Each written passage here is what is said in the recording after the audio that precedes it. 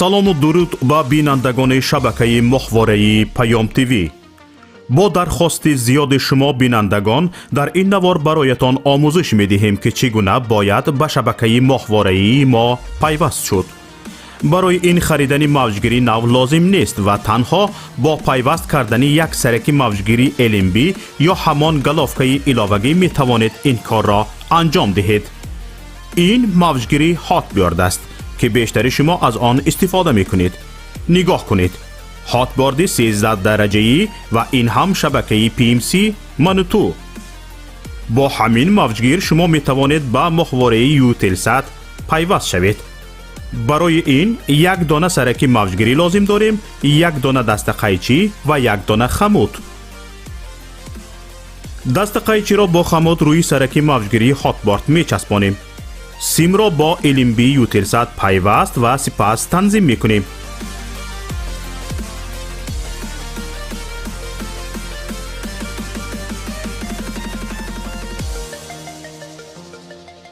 ин ҳам моҳвораи Eutelsat ва ин шабакаи Manutу ки дар аввалин мақом пайдо шуд ва ҳоло мо онро танзим мекунем.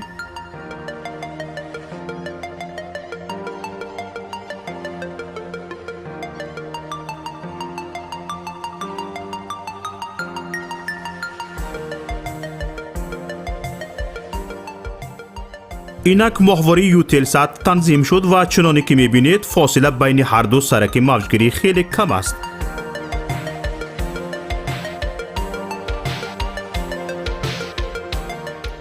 акнун метавонед бо ҷустуҷӯ дар ин моҳвора шабакаи Паём ТВ-ро ҳам пайдо кунед. чуноне ки мушоҳида кардед, заҳмати зиёде сарф нашуд ва пайвастанаш ҳам бисёр осон аст. акнун ки ёд гирифтед, ҳар як аз шумо метавонед аз таҷрибаи пайвастан ба шабакаи мо як навор сабт намоед ва ба мо ирсол кунед. беҳтарин навор ба ҷои ин навори мо ҳамчун навори омӯзишӣ истифода хоҳад шуд. мо метавонем барои бехатарӣ садои шуморо иваз кунем. бо мо бошед ва барномаҳои Паём ТВ-ро пайгирӣ намоед. нишонии мо дар моҳвораи Eutelsat. моҳвора Eutelsat 7B، мавқеият 7 дараҷаи шарқӣ، фреконс 11262, суръати нишонӣ 27500, поляризатсия HFEC 5/6.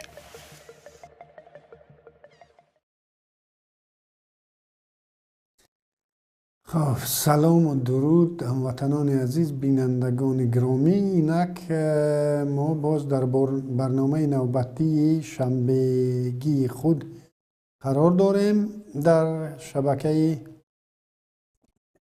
یوتیوبی پیمان ملی تاجیکستان و شبکه ماهواره‌ای پیام تیوی که از ماهواره در تمام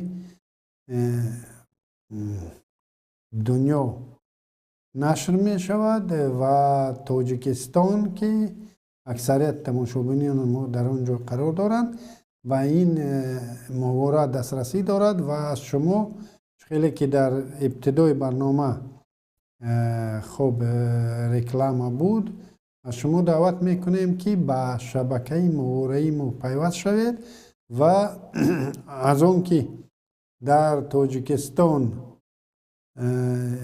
قیمت اینترنت خیلی گران است و سرعت اینترنت خیلی پست است و از این خاطر کانال های یوتیوبی رو تماشا کردن نه برای هر کس میسر می شود.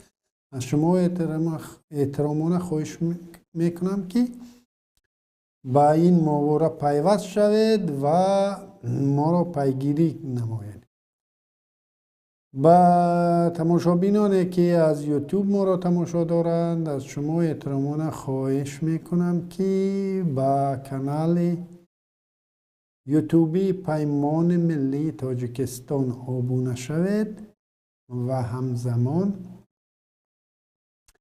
در همین نوار پسند را مانید، یعنی لایک مانید که این نوار در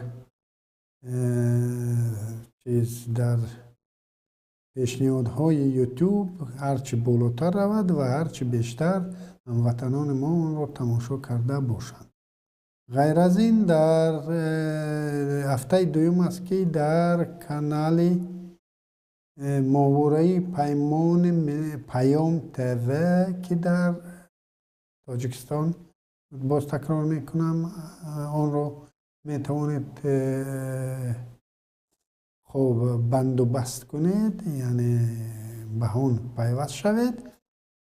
در این کانال هفته دوم است که برنامه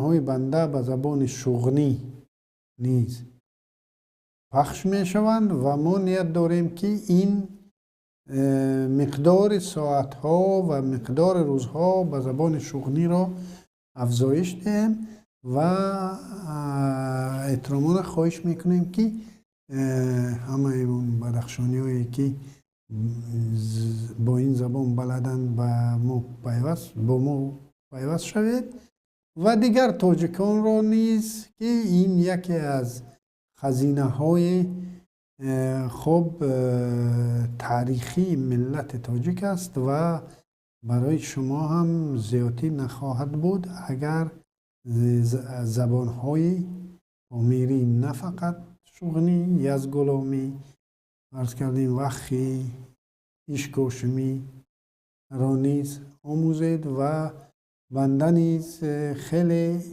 از جوانی هنوز آرزو داشتم که از یغنوبی سر کرده تا ایشکوشمی همه زبان ها را خوب بلد باشم، ولی متاسفانه شاید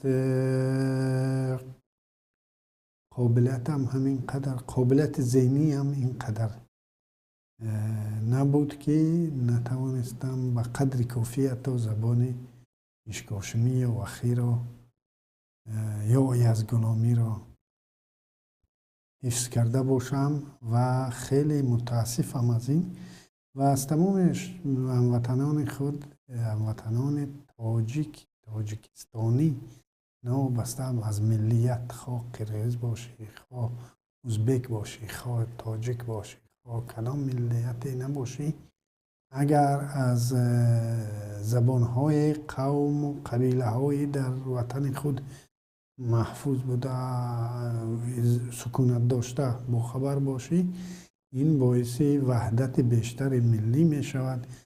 بنده مثال شاید زبان ازبکی رو خیلی خوبتر از زبان وخی هم دانم و می خواستم زبان قرغیزی رو هم دانم و همه شهروندان تاجیکستان می خواستم که همین را پیگیری کنید و همزمان همین برنامه های به زبان شغنیگی در کانال یوتیوبی پامیر پیام به لاتینی نویسید پامیر پیام و در اونجا نیز ما را پیگیری کنید. هنوز ما در اونجا فقط روزهای شنبه برنامه داریم و انشالله نیت داریم که افزایش دهیم. خب خیلی که شما همتون علکی میدونید این برنامه های شنبگی ما عادتا اون خبرهای جالب که برای من قابل توجه بودن و من اونها رو ارزش توجه خودم قرار داده بودم و با اونها اولا با اونها دسترسی داشتم و قابل توجه من شدن. شاید خبرهای بودن که من با اونها دسترسی نداشتم یا فرصت پیدا نکنم اونها رو پیگیری کنم. شاید خبرهای جالبتری در دنیا باشند لیکن درک نیفتم. لیکن اون چیزی که درک یافتم اونها رو هر روز شنبه با شما در میان میگذارم و البته که برای ما همین خبرهایی که به سیاست، اجتماع و اقتصاد شهروندان جمهوری تاجیکستان ربط دارد بیشتر جالب است. به همین خاطر خبر اولی که بنده در این هفته برای شما آماده کردم و میخواستم اون رو بررسی کنم. این یک مطلبی که رادیوی آزادی نشر کرده است و در آن از رسانه‌های چینی درباره تسلیم قلمرو تاجیکستان به این کشور و طرز بررسی آن در این رسانه‌های چینی که البته که اگر چین نمی بود و یک امریکا یا سوئیس می بود، بنده می گفتم که خیر رسانه‌های آزاد هستند، رسانه به دل خود می گوید و اون به حکومت چین ربط ندارد. لیکن چین را که ما می دانیم که این یک دولت یک حکومت خودکامه است و نمی شود که در اونجا یک رسانه مستقل با خواست خود به نظر داشته منفعت‌های استراتژی سیاسی کشورش یک چیز رو نشر کند و البته که این همه اون چیزهایی که نشر شدن البته که در دالان‌های حکومت چین البته که مورد بررسی هستند، مورد بحث هستند و شاید هم طراحی شدند بعضی نقشه ها. از همین خاطر این برای من خیلی جالب بود و یکی از مطلب هایی که در همین رسانه های چینی نشر شده است با عنوان تاجیکان چین و تاجیکان تاجیکستان چه فرق دارند. این خیلی جالب برای بنده بود، چون که تاجیکای چین و علاوه از اون که البته که با تاجیک هستند، تاجیکای ما هستند، باز قوم هایی هستند که قوم های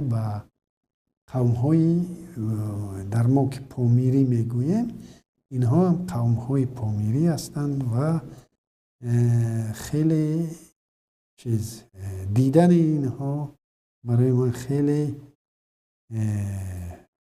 حلاوت میبرم از دیدن این هموطنان خودمان. و این رسانه چینی میگه که تاجیکان تاشقرغان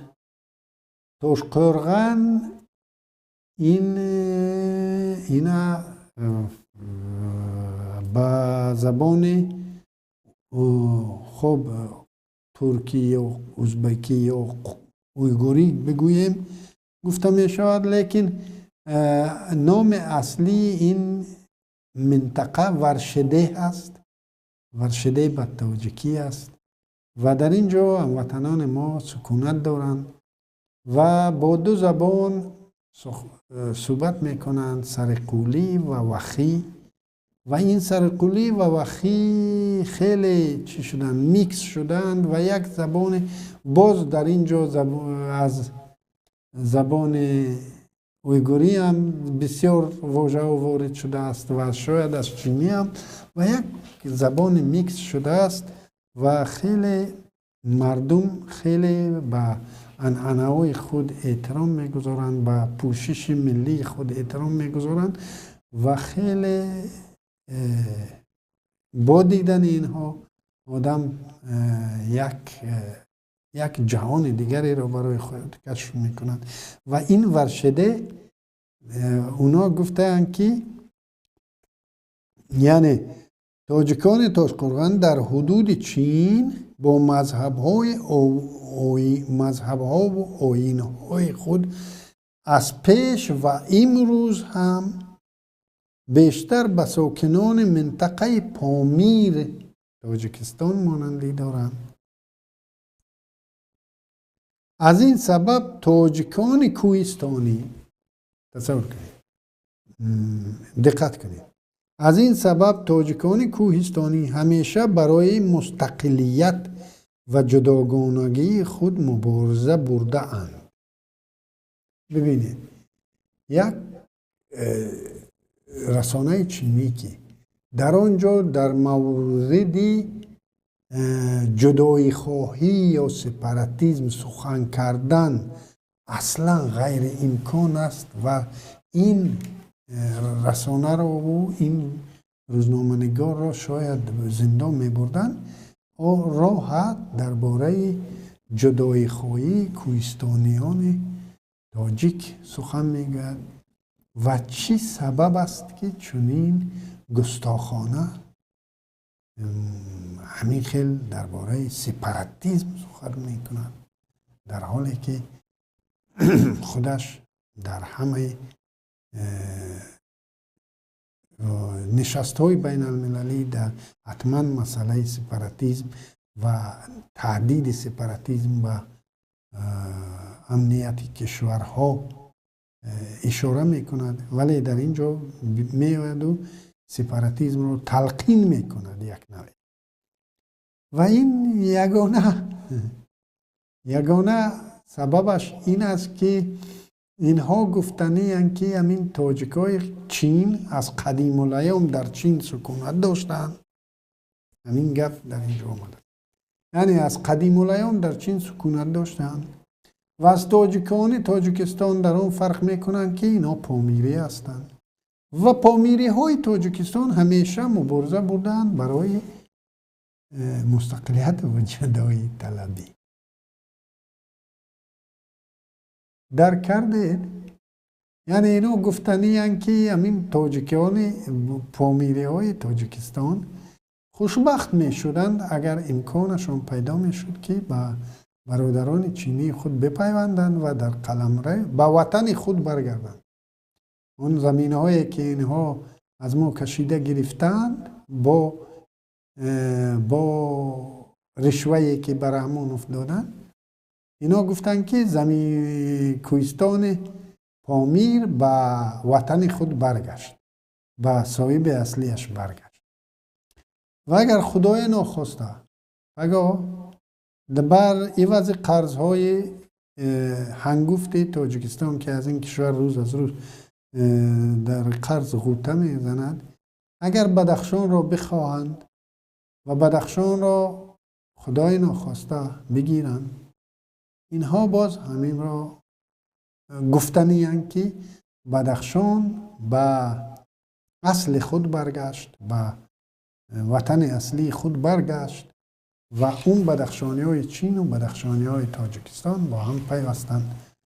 و شاید اینها اشتیاق داشته باشند که بدخشانی های پامیری های افغانستان و پاکستان هم به این جا پیوندند، چون که این یک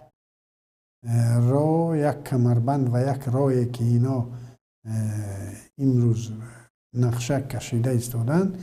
تاجیکستان رحمانوفی پر را در این طرح تابع چین است و امروز در قلمرو ناحیه اشکاشی منطقه وخان علاقه دو یک چیز سرحدی، قسم سرحدی و یک بگیریم که کمنداتور سرحدی رو اونها علاقه ساختند و در اونجا اونها چینی ها خدمت دارند و رحمانوف روز از روز این قسمت منطقه را به چین تسلیم کرده ایستاده است و شاید هم برخوردهای اخیر در بدخشان هم به همین خاطر باشند. و ببینید قرضهای خارجی تاجیکستان تا 1 اکتبر سال 2020 یافتم همین قدرش 3 میلیارد و 700 میلیون دلار می باشد و اکثریت این قرض فیصد بیشتر این قرض از جمهوری خلقی چین است و علاقه ما در پرداخت کوتاه دستی کرده ایستادیم، یعنی مهلت پرداخت رو تمدید کرده ایستادیم. مهلت پرداخت 2020 رو به 2021 تمدید کردیم، یعنی امکان پرداخت قرضها رو نداریم و چین هم یک مدت برای ما تمدید کرد برای همین پرداخت رو، ولی می ترسم که خود همین قرضی که 2020 بود با 43.3% مجموع محصولات داخلی برابر بود که این خطر به استقلالیت دولتی تاجیکستان دارد. یعنی اگر 43.3% مجموع محصولات داخلی خرج خارجی باشد، این علاقه تهدید به استقلالیت کشور است. از همین خاطر این مطلب مرا خیلی نگران کرد و تشکر به کارمندان رادیوی آزادی که این سال پیش هم یک مقاله رو اونها ترجمه یک مقاله چینی رو در شبکه موندند و اون وقت وزارت کارهای خارجی تاجیکستان مجبور شد که واکنش کند و در چین مجبور شدند که از همون رسانه اون مقاله رو حذف کنند، ولی باز تکرار شدن دارد و این به اشاره مقامات عالی کشور چین، البته که چنین مقاله ها روی کار نمی اومدن و این شخصا مرا همین وضعیت زیاد نگران کرده است و گمان کنم که اون درگیری هایی که اون پرابلم هایی که در بدخشان امروز هستند یکی از سبب های به وقوع آمدنشان شاید همین باشد، چون اینها برای بیزنس شخصی خودشان به هر چیز قادر هستند. خب خبر دومی که در این هفته باز باعث نگرانی خیلی عمیق است، به روسیه کوچ بستن کارمندان طبی تاجیکستان. ببینید ما به اینم در تاجیکستان یعنی فرار مغزها. ببینید در 2 ماه گذشته در جلسه های حکومت ولایت مختار کوهستان بدخشان شهر خاروخ و در رسانه در تلویزیون بدخشان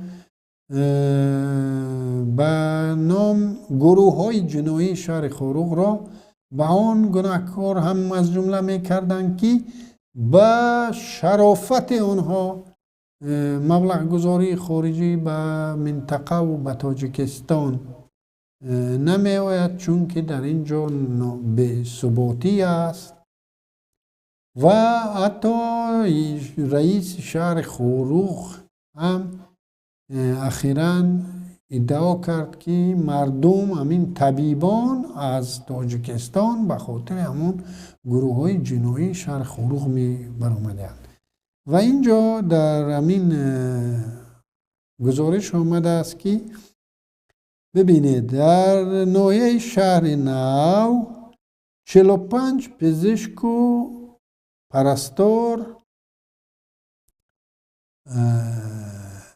کار رو ترک کردن و کار رو در شفاخانه رو بس کردن و کسب رو ترک کردن و اکثرشون به روسیه و مهاجرت دائمی، یعنی چی میگن پرسلین، چی میگن به توجیکی، یعنی به همون رفتند، یعنی شهروندی تبعیت روسیه رو قبول کردند و تاجیکستان را به قصد روسیه ترک کردند و دیگر اینها بر نمیگردند و ما چقدر متخصصان ورزیده رو از دست میدیم. در قوبادیان 40 نفر همگی از 2 مؤسسه 40 نفر متخصص ترک کار کرده است و در عموم از ختلان در یک سال 80 نفر کارمندان طبی ترک وظیفه کردند، ترک تخصص کردند و به روسیه کوچ بستند. و ببینید ما می‌آییم و خب در واقعه خوروغ بسیار از همین، البته که همه اون برآمدها رو یتیم و فرمه جوابش برای همون منصبداران آماده میکرد و اون منصبداران می آمدند و می گفتند که به خاطر محض همین بی سر و سامانی ها و سرخم نکردن خاروغی ها با تظاهرات دست زدن خاروغی ها باعث می شود که مردم خاروغ و مردم دیگر مناطق بدخشان کوچ می بندند و از بدخشان می روند. بنده می گویم برعکس اون پایمال کنی حقوق شهروندان.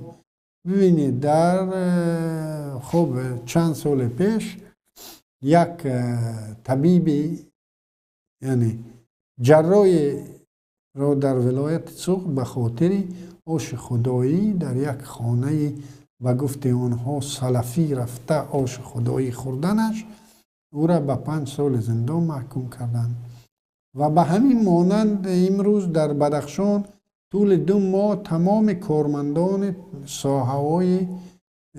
تمام ساحه ها رو مجبور میکنن که اونها از طریق تلویزیون بدخشان نسبت برادران، دادران و فرزندان و اشتبار خود تهمت کنند و اونها رو جنایتکار اعلام کنند و برآمدها کنند. ببینید در مثال یک بدخشان میارم که چه چیز مردم را اساسا مجبور میکند که ترک کسب و ترک وطن کنند اساسا. و در اگر بینیم که در ساحه معارف در دوره شوروی به زبان روسی میگفتند تیکوچس کادرف، به تاجیکی راستی گپ اینا نگفتند. یعنی تیکوچس کادرف چی معنا دارد؟ خب اکثریت شما میدونید، کسی نداند میفهمونم. یعنی هر سر چند وقت یک آدم از کار میرود به جایش آدم دیگر میاد، باز او میرود باز دیگر میآید. یعنی آدم همون معلم در مکتب یا همون طبیب در بیمارخانه تجربه کافی کار رو نگرفته مجبور می شود به خاطر همین همه بی سر و سامانی هایی که در این ساحه ها هست، در همین دولتداری هست، اونها مجبور می شوند ترک کسب کنند و به جای اونها باز متخصص های نو از دانشگاه برآمده جایگزین اونها می شوند. اینا هم تجربه نگرفته باز می روند و این باعث پس رفتن تمام ساحه های خب به گفته دوران شوروی ساحه های خواجگی خلق می شود. چه معلم، چه طبیب، چه فرهنگی، چه دیگر ساحه های خب بودجوی از همین خاطر صفت کادریش پس رفتن میگیرد. خب خبر دیگری که در آزیا پلیس پیدا کردم این حسابات رئیس ولایت مختار کوهستان بدخشان بود. شاید به فکرم همین خیلی که گفته است که اکثریت نمیدونم 80% گفت یا چند فویزی 66% بودجه ولایت این سوبونسیه از بودجه جمهوری تاجیکستان است. و بنده در خاطر دارم که هنوز از دوره های خیلی قدیمتر همیشه ما را متهم به اون میکردن که ما مفتخور هستیم. یعنی سوبونسیه معناش گویا مفتخور هستیم، ما لیاقت تأمین بودجه ولایت و شهر و نواحیمون رو نداریم و ما یک بار در گردن دولت هستیم، بار در گردن کشور هستیم که تاجیکستان بودجه مرکزی تاجیکستان مجبور است که این بار زیادتی را بردارد. و یک وقتا اگر در خاطر داشته باشید سالهای 90 91 بسیاری از سیاستمداران روسیه نسبت تاجیکستان و دیگر کشورهای آسیای میانه و قفقاز می گفتند که اینها یک سرباری به زیادتی هستند بالای روسیه و ما اینها را سیر کرده ایستادیم، مفت سیر کرده ایستادیم. یعنی امروز هم ژرینوفسکی ها و این خیلی ها هنوز هم همین افسانه ها را خوانده ایستادند و ما و شما میدانیم که چقدر ما پخته میچیندیم و قریب که کودکای ما همه در پخته بودند و در طرفای ما تماکوکاری بود و پیلکاری بود و دیگر همه این به حساب گرفته نمیشه بود. اون کنهایی که استخراج می شدند و می رفتند و دیگر گم می شدند، این هیچ چیز به حساب گرفته نمی شد و ما تاجیکستان رنگی که همون وقت تاجیکستان هم در سوبوینسی سابق شوروی بود، امروز باز بدخشان در سوبوینسی تاجیکستان بوده است و بدخشان یک مفتخوری در گردن تاجیکستان بوده است و همه رئیسان ولایت تاجیکستان صاحب استقلال، ولایت مختار کوهستان بدخشان تاجیکستان صاحب استقلال همیشه در حسابات هاشون همین اتهامات رو بالای مردم، همین منت رو بالای مردم میگذاشتن که مرکز شما رو خورانده پوشانده ایستاده است. ولی بنده در شرح در زیر همین مطلب یک شرح نوشتم و اون رو تکرار میکنم. ببینید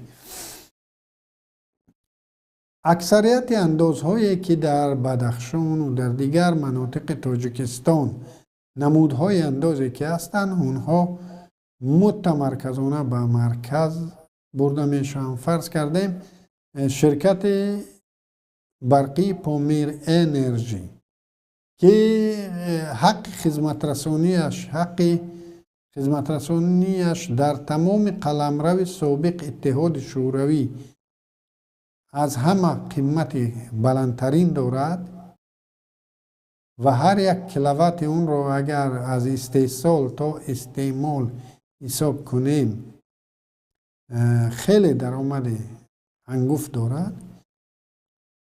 با فکرم با جز همون چه بگویم انداز شخصان واقعی، شخصان فیزیکی، یعنی اون نفری که در اونجا الکتریک شده کار میکند یا یگان چیز دیگر، همون انداز اونها با بودجه محل میرود و باقی مانده اندازهایی که اون شرکت دارد همش با بودجه مرکز میرود و به همین مانند همه اون چیزی را که حساب میکنیم، مثال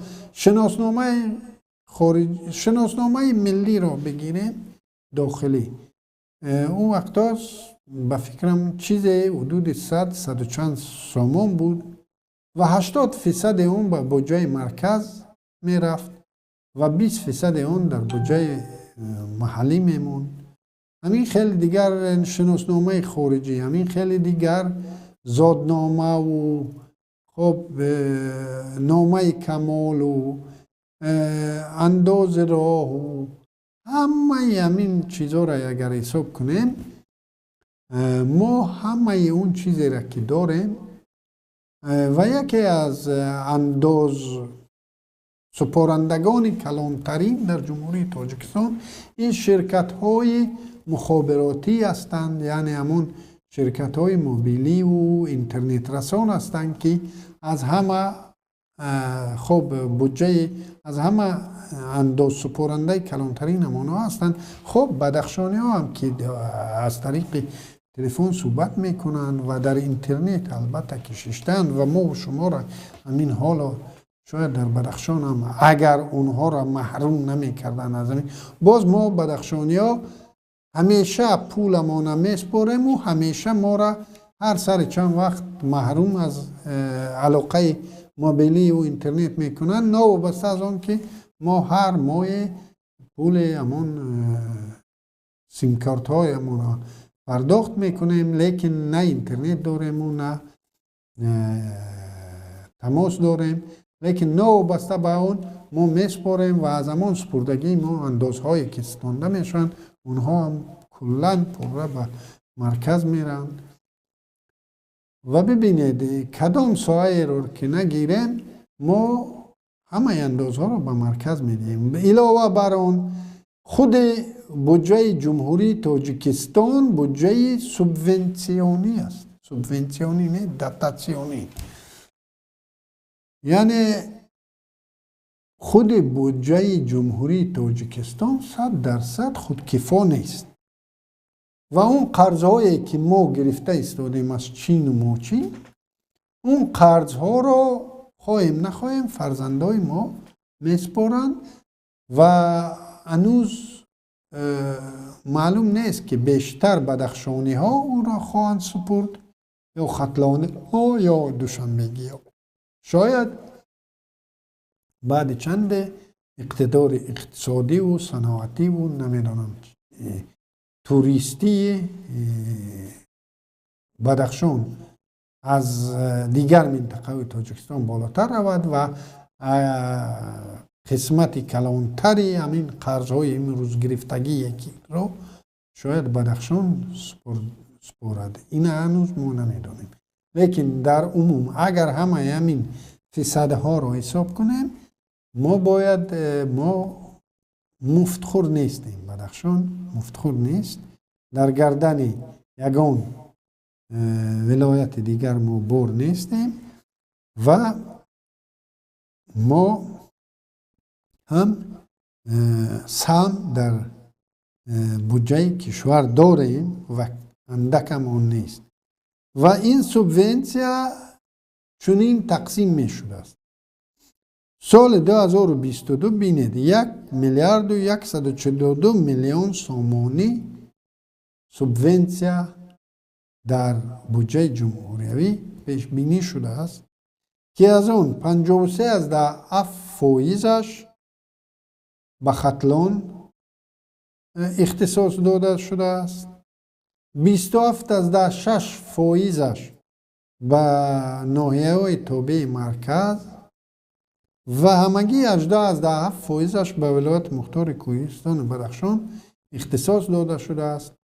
ولی در یگان حسابات های رئیس ناحیه ختلان، رئیس ولایت ختلان، رئیس ناحیه های تابع مرکز، در یگان حساباتشان در یگان دور و زمان ما نشنیده ایم که اونا بیایند و در همون حسابات هاشون بگویند که ما اینا سوبونسیا از حساب سوبونسیای جمهوری زندگی داریم و اون مردم را همین خیلی منت گذارند. فقط این رئیسان ولایت مختار کوهستان بدخشان، این وکیلان بدخشانی، این شاعران بدخشانی هستند که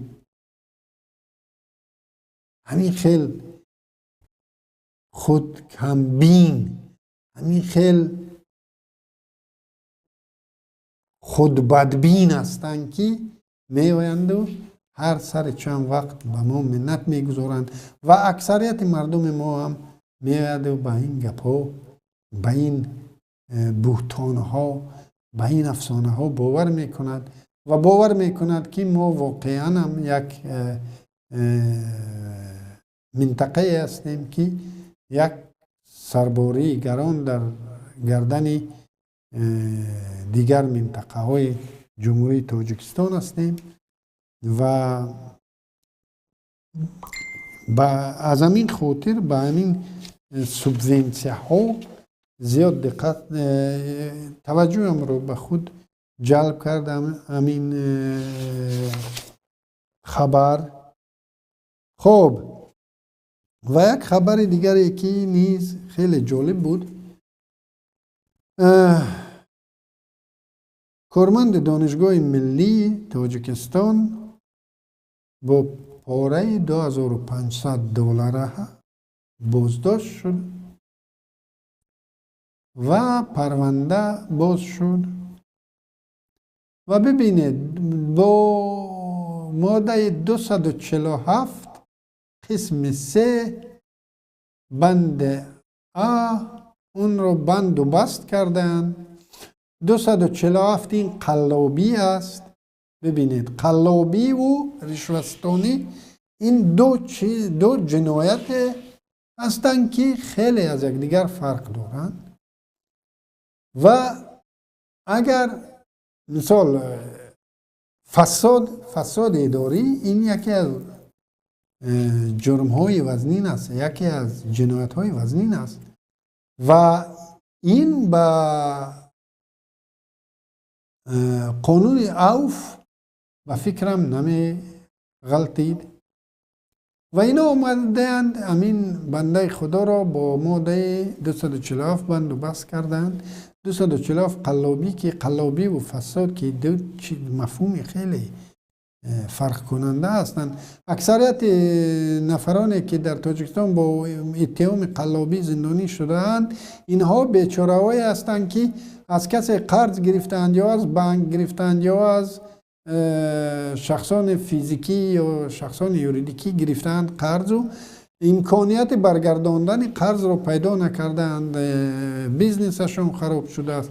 باز با حیب همین حکومتی ها یا اونا را با چیز کردند، با فشار حکومت ها بیزنسشون مفلس شدند و امکان پرداخت قرض رو پیدا نکردند و اونها رو متهم به قلابی کردند و زندان بردند. باز خب حقوق شناسا و ادوکات ها رو با این اتهام زندان میکنند چون که او با نفری که خب عیبدار شونده است از او مبلغ می ستاند، یعنی حقش رو میگیرد و با برداشت همان عیبدار شونده کارش رو پورا اون به طور باید و شاید انجام نداده است و چون این مقامات با ادوکات ها مشکل داشتند و اونا رو چشم دیدن ندارند، این پرونده های ساخته رو می ساختند و این شد قلابی و در همین پرونده های قلابی به همین قانون اوف اخیراً قبول شده.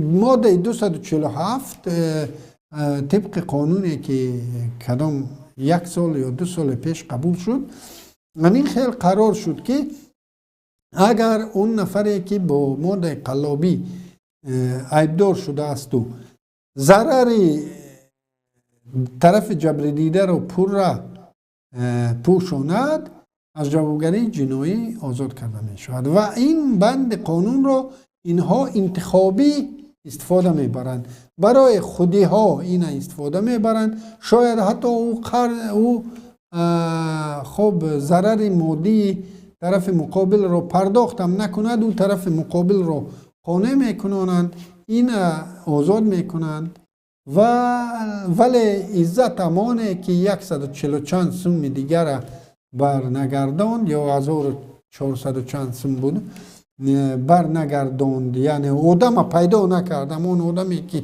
باید برمیگرداند و آدم پیدا نکرد رفت 9 سال زندان.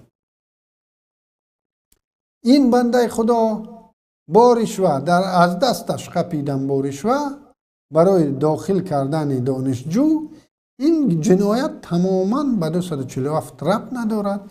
این آوردن به قانون اوف جورش کردن و جوابش دادن و این هم یک خبر خیلی جالب در این هفته بود. این نشانگری اون رژیمی که ما داریم، یعنی رژیم فاسدی که ما در تاجیکستان داریم، این یک تجسمگر اون رژیم است. و خبر آخران خبری که او خبرم نیست، او یک واقعیت تلخ زندگی پیشوایان است، پیشوایان ملت است و هفته سپری البسی قزاقستان پرابلم هاش روز از روز این زیاد می شدن و از تمام امتیازها و عنوانها او را محروم کردند دامادهایش را از قدرت دور و بیزنس هاشون را کشیده گرفتند و امروزها هیکل هاش بتهایش رو در امروی قزاقستان دمانتاژ میکنن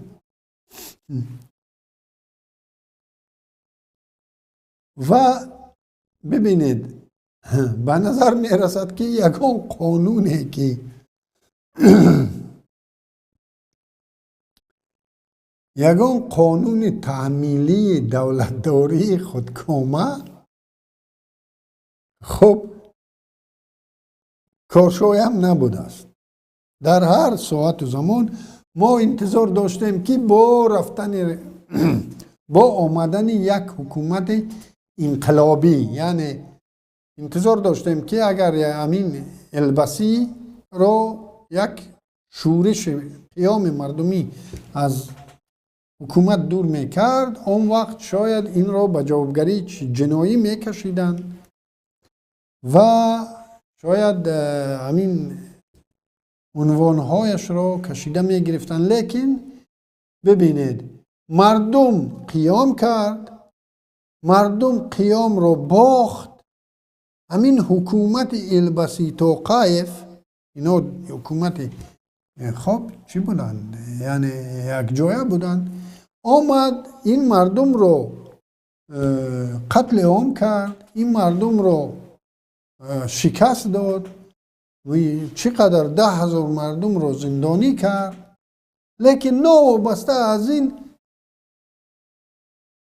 البسی از اینجا نجات نیافت. البسی نوابسته از اونی که قیام شکست خورد، البسی پیروز نشد. ببینید و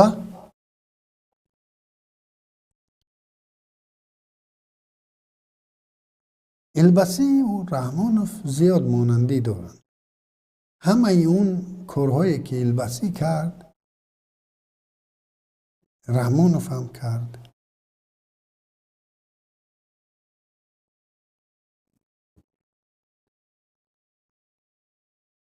و باز یک تجربه شد، یک برداشت شد که هیچ یگان رژیم خودکامه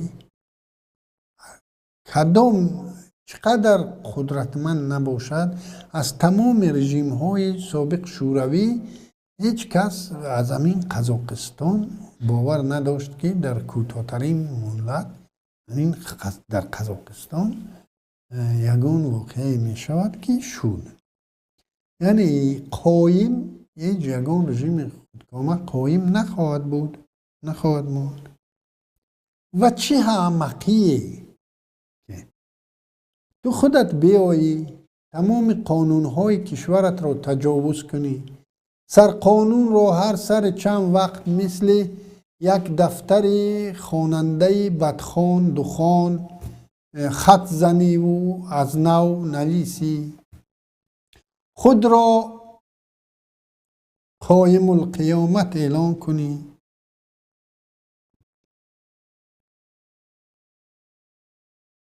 و به خود مسئولیت رو از طریق قانون کفالت دهی و توقع داشته باشی که این قانونهای تجاوز شده از طرف خودت، این قانونهایی که خودت اونها را تجاوز کردی،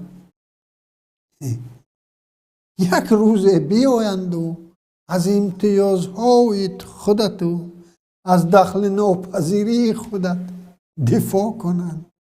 همون قانونهایی که خودت هر سر چند وقت به خاطر یک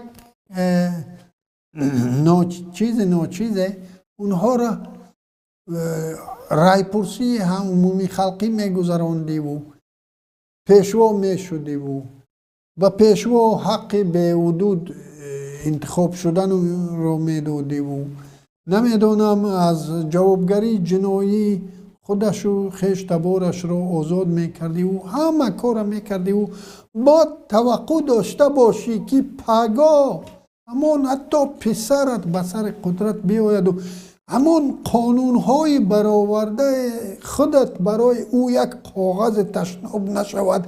عجب احمق بودستی تو.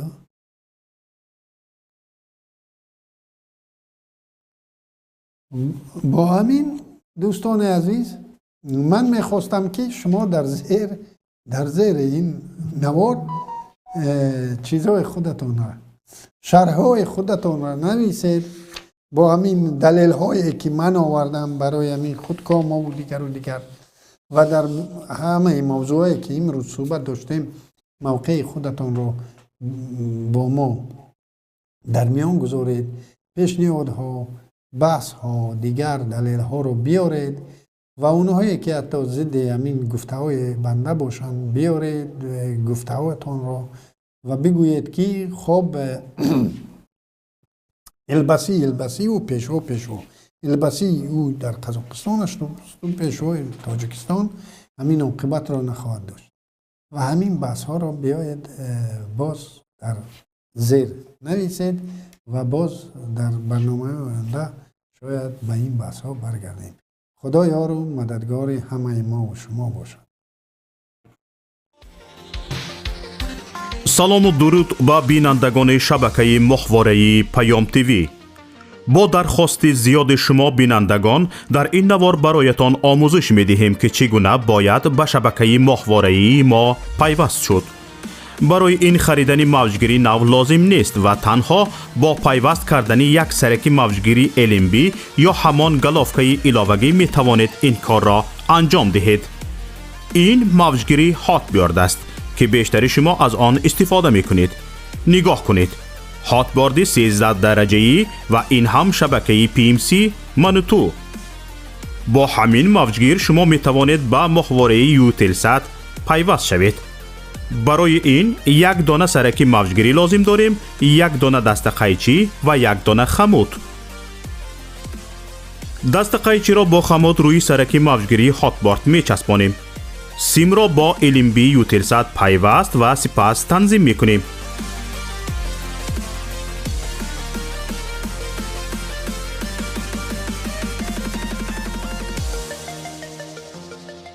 این هم ماهواره یوتلسات و این شبکه منوتو که در اولین مقام پیدا شد و حالا ما آن را تنظیم می کنیم.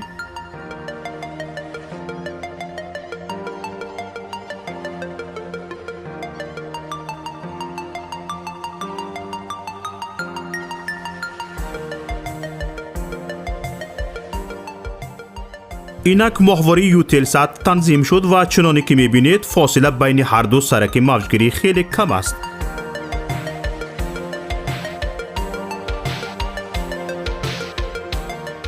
اکنون میتوانید با جستجو در این ماهواره شبکه پیام تیوی را هم پیدا کنید. چنانی که مشاهده کردید زحمت زیاد صرف نشد و پیوستنش هم بسیار آسان است. اکنون که یاد گرفتید هر یک از شما می توانید از تجربه پیوستن به شبکه ما یک نوار ثبت نمایید و به ما ارسال کنید. بهترین نوار به جای این نوار ما همچون نوار آموزشی استفاده خواهد شد. ما می توانیم برای بی‌خطری صدای شما را عوض کنیم. با ما باشید و برنامه های پیام تیوی را پیگیری نمایید. نشانی ما در ماهواره یوتلسات. ماهواره یوتلسات 7B، موقعیت 7 درجه شرقی، فریکانس 11262، سرعت نشانی 27500، پولاریزاسیا HFEC 5:6.